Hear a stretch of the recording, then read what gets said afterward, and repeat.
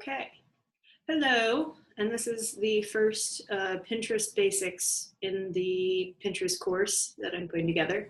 Um, I wanted to have a couple different things that we were going to talk about through this first lesson. Three things specifically, which is what makes a good profile, how the algorithm works and how like the newsfeed and all that works, and how does Pinterest set itself apart from a social media. So let's get started by what makes a good profile. On Pinterest, once you sign in, you want to have a specific focus for your Pinterest. As we'll talk about later, Pinterest is not a social media. You're basically here to curate content for your readers and trying to drive traffic to your site. It'll be one of the largest traffic drivers once you do get this up and running. But just to start, it's very different than Facebook, Twitter, all these other social medias that you've probably encountered. And for good reason. So as you see here, I have my profile, which includes a profile image. Try to make it like a clean front-facing image. Or if you have a brand, you could use your brand logo or like a product shot. There's a lot of different options. For me, my Pinterest specifically targets and drives traffic to my personal website in conjunction with my personal brands. So I felt that it would be better to have a more personal touch onto my Pinterest. Not everyone needs to do that. You can just use like your own brand as your main focus as well. But for me, I have a website called Ali Frowny, which talks about fashion and sustainable fashion. So I felt it would be better to focus on that brand specifically instead of my personal brand. That way it sets me apart as an expert and someone to go to when it comes to sustainable fashion and not just my brand. So that's why you see what I have here. Most of my branding in like the board images, they're not mandatory. As you can see here lower, I am trying to update my brand images. It just takes a while to do that. But I'm actually glad you can see both because it gives you like an idea of what your brand starts as, and then you can like start making different vectors and images to kind of bring a more cohesive look. So the main thing with Pinterest is that you want to become an expert in one type of field. Start small and then grow from there. For me, my field is sustainable fashion, as you can see is like my biggest brand next to my actual blog pin group board. And it's for a reason, because I'm trying to be considered an expert in the field of sustainable fashion. So most of my pins will end up under this board. Most of the pins I create will end up under this board. I also have things like my slower style, which is anything related to the book I've written. As I write other books, I'm going to be making boards for that as well. But in the realm of sustainable fashion, you have a lot of different options. So either like ethical fashion, affordable fashion, eco fashion.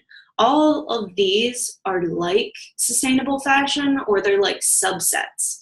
So it's really just a good way to categorize ideas. That's really what Pinterest is. So let's go to the Pinterest feed to start. Now, as you'll see in the top corner, it'll give you like a little overview over the past month or so, who is actually like looking at your profile.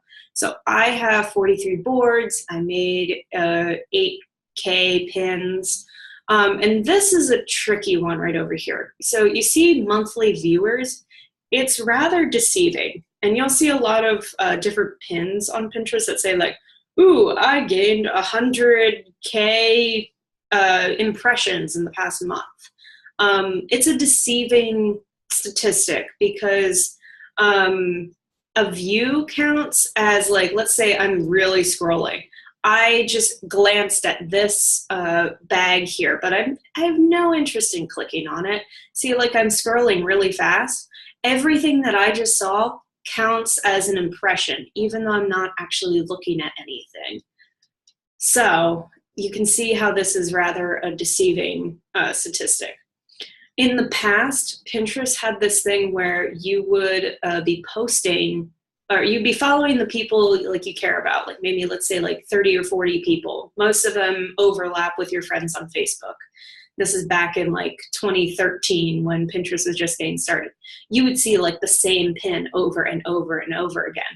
Or even funnier, you would see specific pins from your friends, and you would know like who's pinning what, where. So like if you see a bunch of like renovation pins, you know that your friend is like scheduling a renovation or whatever. So Pinterest had to change, and they changed to curate to every single person's interests. So as you'll see, like I'll get things like, ooh, a zero waste handbag, or like ethical clothing consumers. Most of this is because it reflects the stuff that I pin.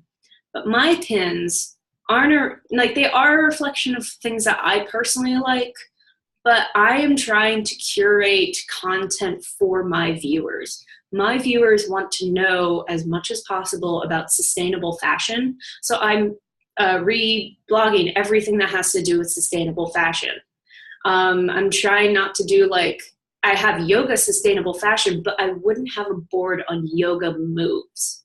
It's very different because my viewers are coming to see my content for the sustainable fashion, not necessarily like yogurt tips or how to renovate your bedroom or flowers, things like that. So it's very important to first find something that meshes with your brand and what you want to present to the world. And then come up with at least 10 different categories underneath that first main idea. You'll end up with like lots more ideas than just 10. But just to get started, it's very good to just think of outlying ideas that are very similar to what you have. So you want to do that. You also don't want to crazy follow people. Pinterest is not about followers. It's about traffic driving. So you'll see, let's go to my analytics. I have about a couple people looking at my website right now.